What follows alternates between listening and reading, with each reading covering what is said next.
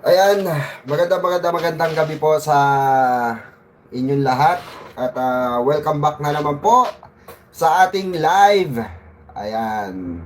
Shoutout Miss Chaicher ha, shoutout. Sa ating si Reza Force family. Mega love shoutout sa inyo si Reza Force family natin. I love you so much. At sa ating M. Cervera forever. Of course, mega love shoutout po sa inyo. VMB family. Ayan, shoutout at magandang gabi po. No, Luzon, Visayas, Mindanao, Estados Unidos hanggang Europa. Mega love shoutout po. At ngayong gabing ito ay syempre mag-uusap-usap tayo at may pag-uusapan syempre tayong mga importanteng bagay, importanteng topic, no, mga kababayan. Okay? So, syempre, sa mga bagong subscriber natin, maraming salamat po. Sa mga nanood kanina, no? Thank you so much at tumatangkilik ng ating mga uploads. Ayan, thank you so much po. At sa lahat po ng mga solid loyalista, solid ka-BBM natin, shoutout po sa inyo at magandang gabi po. Iba to?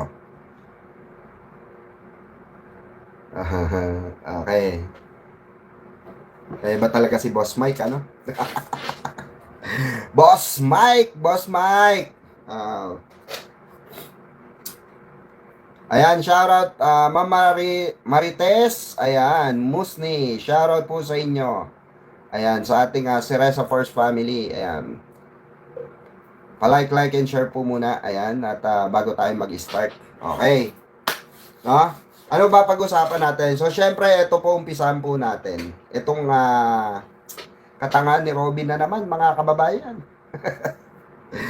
Nagkakalat na naman si Robin Padilla, mga kababayan. Ito si Boy Silly, na hindi ko maintindihan, mga kababayan, ba't ganito si Boy Silly? Ano?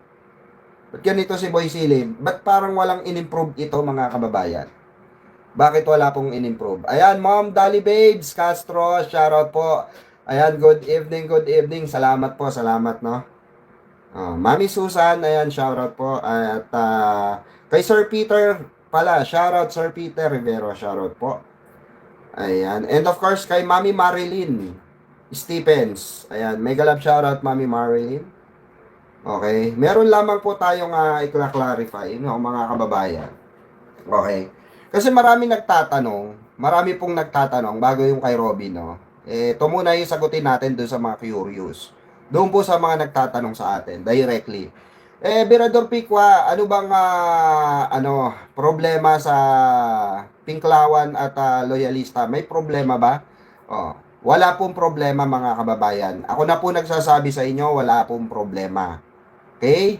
Ito po ay pagitan sa aming mga loyalista at kaila Shelo Magno at dito kay Christian S. Guerra. Okay? Pero nakadepende yon sa mga kaibigan nila kung gusto nila makisali. Pero between po sa relasyon ni Pangulong Bongbong Marcos at ni Nanay Leni, wala pong problema. Wala pong gusot or wala pong singalot, no? Ang itong magkabilang panig na ito. Actually nga po, may magugulat tayo soon. Oo, magugulat tayo soon, no?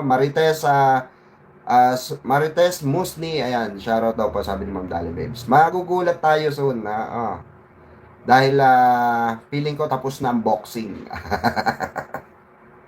Tapos na ang boxing ng eleksyon. At ang mga maiiwan ay bye-bye, 'di ba? Dahil actually, ang nagpapagulo lang naman po yung mga grupo ni Shelo Magno, wala na pong iba. Itong grupo lamang po ng mga komunista. Sila lamang po. Sila lamang po yung mga makukulit. Kaya humiwalay po talaga diyan si Nanay Leni, si Madam Leni. Humiwalay sa mga ganyan. Ito kasi, mga kababayan, ang hirap kasama ng toxic, sa totoo lang. Sa isang organisasyon or sa isang ganitong klase ng tawag dito, grupo, like Pinklawan, no? Loyalista, kung merong mga toxic, no, na kaalyado nyo, dapat talaga yun layuan. Tingnan nyo si Pangulong Bongbong Marcos. 'Di ba? Pagka-alyado niya, pagka may issue ng korupsyon, nilalayasan niya, tinatabla niya, di ba? Oh, at yun yung hindi ma-appreciate nung mga hindi talaga makaka-appreciate, which is sila Shelo Magno yan at itong si Christian Esguera. Eh, mga tulongges nga kasi mga kababayan, no? Mga tulongges, pag tulongges ang tao, pag abnormal, mga kababayan, kahit anong paliwanag mo sa mga yan, abnormal yan, hindi nila ite-take yan ng maayos. Ay, thank you. Wait, ang init, ang init. Ilapag mo. Thank you. Yan, kape po tayo mga kababayan. Pa-share nga muna, ma'am. Di ba? Kasi itong mga ito, kahit anong paliwanag, kahit mga kaibigan na nga nila nagpapaliwanag, hindi na talaga nila matake, mga kababayan, na hindi nakikinig itong mga ito. Kasi nga sarado ang utak. Sa makatuwid, pagka ganon, AB normal po yan. Okay? AB normal. And meron pa silang nalalaman self-proclaim. Diba? Ito yun yung mahirap yung galing-galingan, tali-talinuan. Pero ang totoo, diba? Ang totoong matalino, marunong makinig. Tandaan nyo po yan. Ang marunong makinig, siyang tumatalino. Pero the more na ikaw, tingin mo, angat ka sa lahat ng kasalamuha mo, toxic yun, iwasan nyo yung mga ganun. Yung nagfi-feeling sila na mas malakas sila kaysa sa inyo, mas matalino sila sa larangan ng ganito, sa larangan ng ganyan, 'di ba? Oo, yung nabigyan lang ng konting kaalaman, kala na nila matalino sila. Kaya hindi tayo nagtatali-talinuhan, mahirap magtali-talinuhan. Ang importante nakakabasag tayo ng katalinuhan. 'Di ba? Yung the best way. Okay na tayo yung nakakabasag tayo ng talino ng iba. 'Di ba? Nababasag natin yung talino ng iba. Pagka ganon, mga kababayan, lalabas na silang, tama po, o Bob. Lalabas silang syunga-syunga. Diba? Kasi bakit? Feeling nila matalino sila. Nabasag yung katalinuhan nila. Ano sila? Di o Bob. Diba? Tingnan nyo, pansin nyo, mga kababayan. Hanggang parinig na lang. Hindi na makasagot. Diba? Pansin nyo, hindi na makasagot. Hanggang parinig, hanggang ano na lang si Christian Esguera, hanggang tawag dito, parinig sa sarcastic na lang. Diba? Yung mga banatan. Diba? Puro sarcastic na lang. Kasi nga, lumabas yung kaoboban. Diba? Kabobohan. Kala mo matalino, bobo pala. Saka ayaw niyang natatawag yung segment niya. 'Di ba? Ayaw niya. Kasi opo, tama po 'yan, si K1. May nakarating sa amin na iniwasan pala talaga 'yan. Sila Shelo Magno, iniwasan pala talaga nila Madam Lenny yan. Nila Nanay Lenny. Kasi nga toxic. Gusto nila yung mga kakamping sasama sa kanila para magwelga-welga. Para pataubin si Presidente Marcos. Hindi pumayag daw si Nanay Lenny. Good, di ba? That's good. Kasi kilala natin si Nanay Lenny or si Madam Lenny, mga kababayan, BP Lenny, na hindi toxic na tao eh. 'Di ba? Hindi toxic na politiko. Kasi nandun siya sa side ng good governance eh. Nandun siya sa side ng maayos na pamahalaan, 'di ba? Maayos siyang produkto, ika nga. Ito kasi sila Shelo Magno, produkto ng ng kabitiran. Tama po kayo. Produkto po ng ampalaya. Kaya halos lahat ng nakikinig sa kanila ampalaya. 'Di ba? Mga nakikinig sa kanila na mga supporter nila sumusugod dito ampalaya. Dapat pagka sumugod kayo rito, mga fans ni Christian Esguera at ni Shelo Magno, huwag nyo ipakita na kalibel lang nila utak nyo. Diba? Nakakatawa eh. Kasi kung tutusin naman mga kababayan, pero mas bobo pa rin si Robin sa kanila. Diba? Kung ikukumpara naman natin si Robin sa kanila, mas bobo si Robin sa kanila. Kasi si Robin talagang kahit na anong mo, diba? Salita mo sa kanya, kahit anong sabihin mo sa kanya, okay lang eh.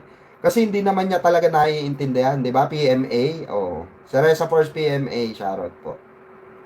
Kahit ano sabihin mo kay Robin, mungkatin nyo mga kababayan, punta na tayo muna rito kay Robin. Oh, ayon sa kanya, tanggalin daw, iban daw itong mga Netflix, okay? Ito po yung sinabi niya, no? Panoorin natin. Ito po, mga kababayan.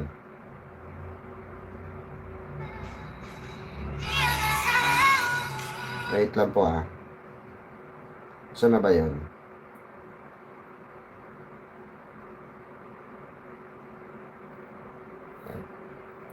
Hanapin lang po natin.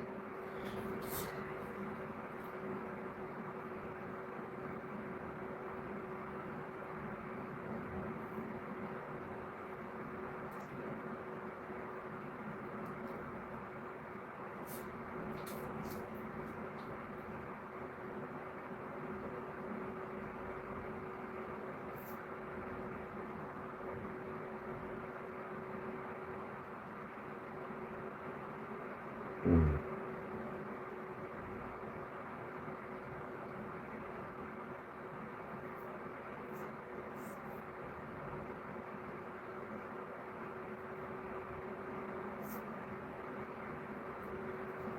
16 million viewers sa araw po. Wait lang po hanapin natin yung video niya.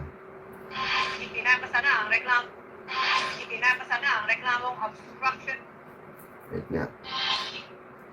Itinapasa. Tapo na natin itong kusok kasi yan Saan na ba yun? na ang reklamo.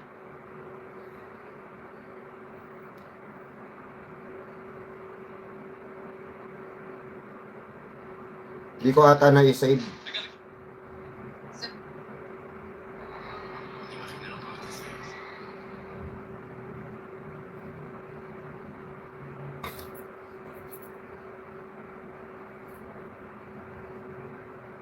Tapos yung mga palabas, mga games. Tapos yung mga palabas, mga games na Ayan, yan. Nangyari kayo sa akin sa hearing ko. Wala na tayong paligoy-ligoy. Kapag kayo talaga hindi kayo tumino, maawa kayo sa mga batang Pilipino, kayo, yung mga Netflix, kayong mga nagpapalabas ng online, kayong mga nasa free TV ng Pilipinas, na gumagawa kayo ng mga tama na, maawa kayo, ginagaya na kayo talaga. Talagang magpasensyaan tayo. Tapos yung mga palabas, mga games na yan, yari kayo sa akin. Ang sabi niya mga kababayan, yung mga palabas, yung games, yun daw ay sa makatuwid, no, papaikliin na natin kasi bobo yung nagpapaliwanag. Bobo yung nagsasalita Yung mga Netflix daw, yung mga games, okay, na at yung mga palabas, okay, ito daw ay nakakasama at tinutularan ng mga bata. Well, maybe some of, okay? Pero hindi natin makuha yung logic na sinasabi niya na tanggalin or iban, 'di ba? Dito sa Pilipinas. Kasi unang-unang dapat tamaan yan. Kung matatanda mo, Robin, mas maraming gumaya sa'yo nung panahon ng 90s. Kung paano ipalabas ang mga pelikula mong Bad Boy, Utol Kong Hoodlum, ang dami nung panahon po ng 90s, alam natin yan, na gumagaya kay Binoy. Gumagaya kay Robin. Sa kilos ni Robin, sa attitude ni Robin, yung pagiging balasubas, di ba? Kanto boy, ganon. Kalye-kalye ang datingan. Maraming gumagaya. So, mas ikaw, Robin, alam mo yon na mas dapat hinighlights mo, 'di ba mga kababayan? Dapat hinighlights niya rito yung kanyang postura. Nung panahon na siya ay nagpipelikula, gumagawa ng mga action movie. Kung gaano kalakas ang impact ng action movie noon sa ating mga Pilipino. Na ultimo, lahat ng ginagawa niya ay ginagawa rin, 'di ba? Yung mga Chris Gang, yung mga ganggang, 'di ba? Na talagang pinatanyag niya. Oo, kaya nga meron dati, 'di ba? Bakit idol mo si Robin? Kasi bad boy. Ganun yung sinasabi kasi bad boy. Ang pangit lang dito sa tao na ito, no, kay Senator Robin, mga kababayan. Masyadong Ma'am Caroline shoutout po. Masyado siyang bida-bida pagdating sa paninita sa ibang tao or sa ibang no? hindi niya kaalyado or sa mga nakikita niya.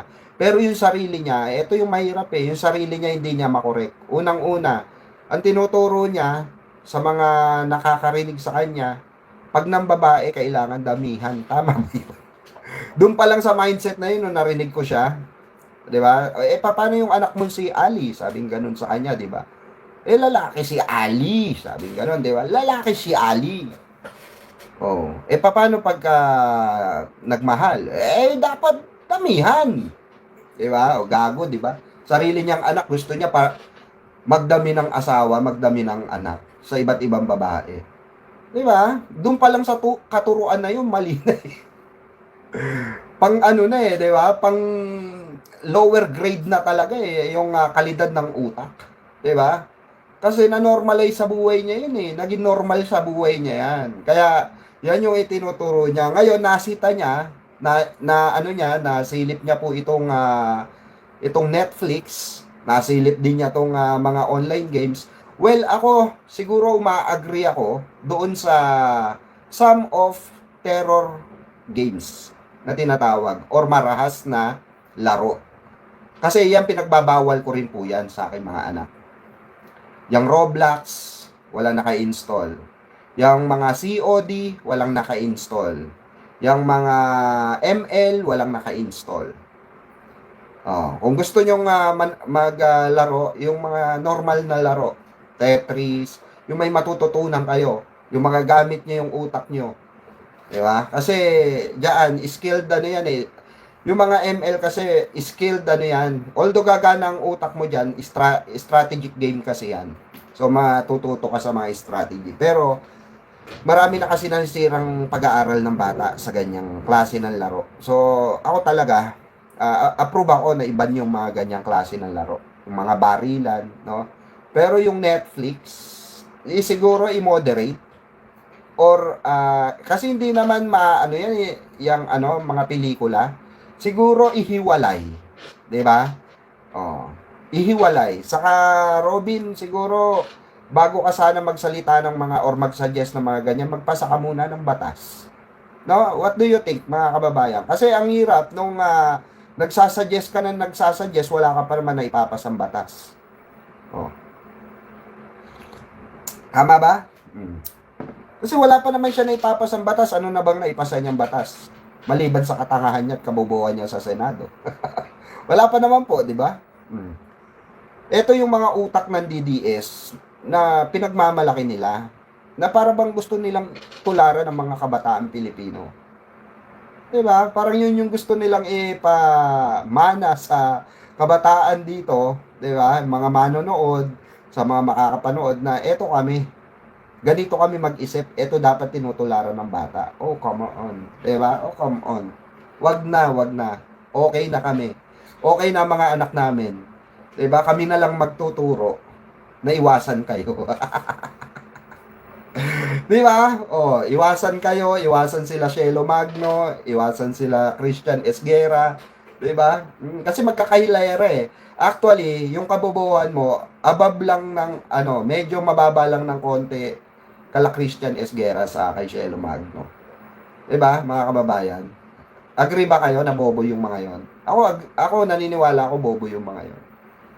Magkaiba kasi yung bobo sa lahat ng aspeto. Bobo sila sa argumento nila. Doon ko sila binobobo. Bobo sila sa argumento na yon.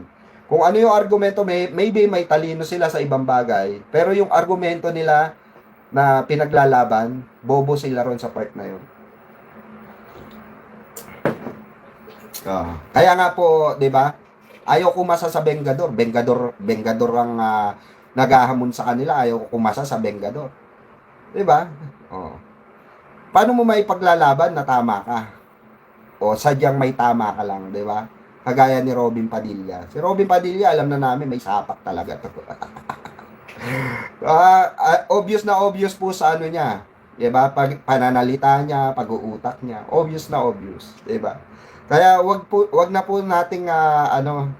nating tangkilikin yung mga ganitong klase ng senador sa darating na eleksyon. Meron nga akong kilala na nabalitaan na parang tatakbo sa pagka-senador. Mm. Kaya pala sumisipsip. Di na natin papangalanan. Mm.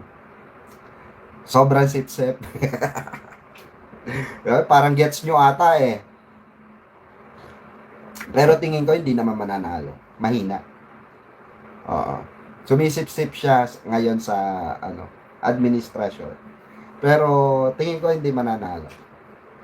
Hmm. Ibang kulay, ibang kulay. Siguro, syempre, sabi ko nga sa inyo, sila Boss Mike na nagsasabi, si Boss Mike mismo nagsasabi, kuyog kasi tayo. Nakita nila yung kuyog natin, 'di ba? Si Christian Esguerra nga 'di ba? Kulang na lang. Kulang na lang talaga. Diyos ko, maglumuhod 'di ba? Oo. Nakita nyo hindi nag-live nung nakaraan. Ikaw ba naman hindi ka ma-stress, katarantaduang hindi ka ma-stress. Affected lahat ng mo, 'di ba? Pero ulitin natin, labas po ang Pinklawan. Ako na po nagsasabi sa inyo, labas po ang Pinklawan dito at ang matitinong dilawan. Okay? Hindi po hindi po yang sila Shelo Magno, sila Christian Esguerra, dumidikit na lang po yung mga yan. Pero ibang grupo po yan. Tandaan nyo po yan ibang grupo po yan sila. Dumidikit lang sila kay Nanay Lenny, pero si Nanay Lenny na mismo, umiwas diyan sa mga yan. Kasi, di ba, pag may kasama ka talagang ganyan, masisira at masisira ang buhay mo. Di ba? Masisira ang buhay public servant mo. Kasi bakit po? Puro reklamo ang alam. Puro propaganda ang alam. Diyan sila biyasa. Oo. Aktivista kasi. Diba? Alam naman natin marami diyan sa UP. Diba? Ng mga aktivista talaga. Kaya nga, yung mga kagaya nila Shelo Magno, yan, kung tatakbo man yan, diba? For sure, talo ka. For sure, talo ka, Shelo, diba? Good Sunday evening po. I am from Doha, Qatar. Mama SP. Aki, shoutout po. Ayan. Ma'am Rowena. Uy, shoutout Ma'am Rowena. Shoutout po. Good eve, Dan like, salamat po. No? Kasi mga kababayan, punta na tayo rito sa pinaglalaban nilang insertion. Kasi budget season, ika nga. Sabi nga nila budget season. Okay? Saka ito pa pala, wait lang, bago yung budget season na yan. Ito pong no? Ito, may narinig kasi ko na may nagbo-vote out daw. Na argumento na naman or binabalik yung issue between Noynoy at Noynoy Ninoy at Apolacay. Dilawan at versus Loyalista. Alam nyo po, yun sa mga naglalabas niya, no? Okay lang naman kung i-recall natin. Pero yung to the point na maging argumento ulit, parang nonsense na rin po Parang, kumbaga para sa akin, na rin siya. Di na rin siya healthy pag-usapan ngayon dahil actually, yan ang gusto nila ng mga DDS. Sasamantalahin ng DDS yan. Napag-away-awayin ng lahat. Kasi nga, pag nakalusot si Sara sa impeachment, may laban nga naman si Sara, 'di ba? May laban siya. Pero ito ang natin, stand natin diyan. Mananatili tayong loyalista. Dumating man sa punto na kung sino man yung itaas ni Pangulo, 'di ba? Pero nandun tayo. Pero syempre hindi natin sinasarado yung pintuan ng mga loyalista. Si Pangulo lang naman ang makakapagsabi niya. 'Di ba? So, kung i-endorse niya, kung tatakbo talaga si Madam Lenny, endorse niya 'yan. Pwede niyang i-endorse 'yan. Kung si naman, for example, si Senator Raffy, itinaas niya, pwede rin, 'di ba? Si Yorme, for example, si Yorme. Pwede rin naman. So, kung sino basta kung sino yung itaas ni Pangulo, di ba? Doon tayo. Yun ang healthy. Kaya, etong sila Shelo Magno, Ano na to useless na kung tutusin. Useless na po kung sino man yung hahawakan nila. Useless na tong mga tao na to. Sa totoo lang, nakakatawa na lang yung, tignan nyo for example, eto. For example lang, tumakbo si Madam Lenny. Tapos, nanalo si Madam Lenny. For sure, mananalo yan. Tapos, ito sila Sheila Magno, pansinin nyo tong mga to. Sila Christian Esguerra. Si Christian Esguerra, nagparinig na, di ba?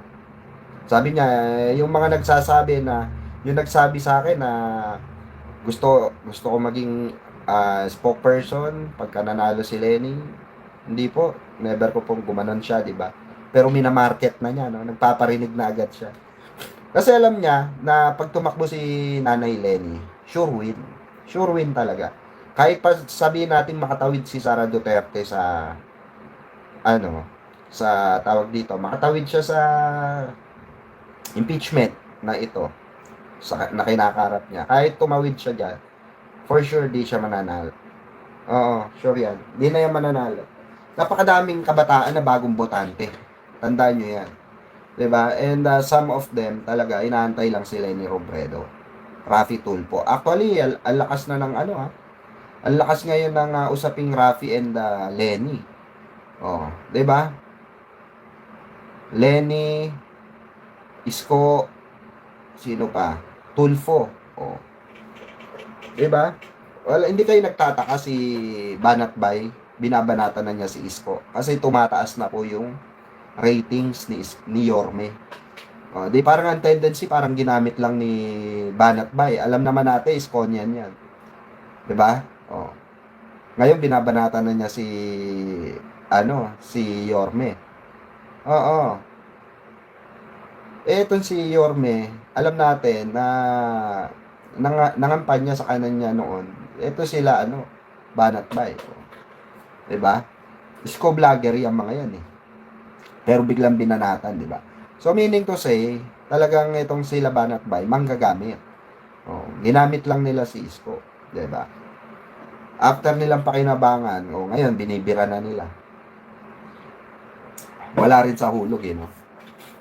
Kaya kung ma-impeachment si Sara, sigurado maraming tatakbo, for sure 'yan. At baka isa na diyan si Nanay Lenny, di ba? So abangan natin. Pero if ever na hindi siya tumakbo at maraming tatakbo, kahit sino naman manalo, okay ako Pero pansinin niyo si Shelo Magno sa si Christian Esguerra. Huwag natin tanggalin yung mata natin diyan. Kasi alam niyo kung bakit. Sigurado takam na naman yan si Shelo Magno. May tanong ako. Nung panahon ba na si Shelo Magno ang DOF at merong mga issue sa bigas. May issue din ba sa mga sa mga illegal na bigas na nakakapasok sa bansa? Eto, tanong ko sa inyo yan mga kababayan. Meron ba mga illegal, mga smuggle na bigas na nahuhuli nung panahon na yun? Mga kababayan. Comment down below nga po kung meron kayong nabalitaan noon na nahuling mga nasabat na mga smuggle na bigas. Kaya, 'di ba? Pinapababa ni Pangulong Bongbong Marcos. 'Di ba yung cups na bigas, 'di ba? Pinapababa niya yung bigas. Kaso nga sabi ni Shelo Magno, parang hindi nga raw kaya, malulugi daw yung mga magsasaka. Actually, hindi naman magsasaka ang target ni Pangulo doon Ang target ni Pangulo ron, yung mga imported na bigas. Pero, tanong ko lang bibigyan ko kayo ng kaisipan. Yung mga smuggle rice, may pakinabang kaya ang ron? Dating DOF. Tanong ko lang. No? Tanong lang naman natin eh, di ba? Oh. Wala naman tayo sinasabi si Shelo Magno ay may kinalaman sa mga smuggle na bigas. Tanong lang, di ba? Kumikik ba kaya sila ron? Magkano kaya patong nila ron? Di ba? Kasi imposible naman na na ang smuggle walang nakakapasok yan ng basta-basta lang. So ibig sabihin, pag napalusutan ka, either kasabwat ka or nagnanakaw ka. Di ba? You know, we do that better than anybody. I bet you got it twisted, you don't know who to trust. So many player hating niggas trying to sound like us. Say they ready for the front, but I don't think they know it. Straight to the depths of hell is where them cowards going. Well, all you still down, nigga, holler when you see me. And let these devils dissolve for the day they finally free me. I got a caravan of niggas every time we ride. Hitting motherfuckers up when we pass by. Until I die, live the life of a boss player. Cause even when I'm hot,